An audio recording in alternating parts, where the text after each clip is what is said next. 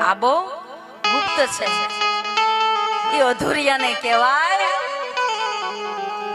જાણવા છતાં તો એ અજાણ છે રે પાનવા,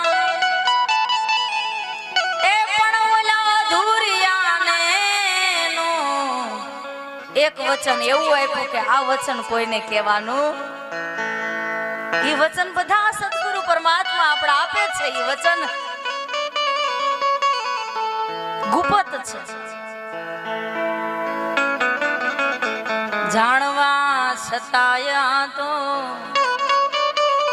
એ અજાણ બારું થઈ જાય, પછી જાય, પછી લો આપણે જાણવાના હતા, ઓહો માણવાના હતા, પછી રહી જાય કોરી પાટી કોરી. જાણવા છતાંય તો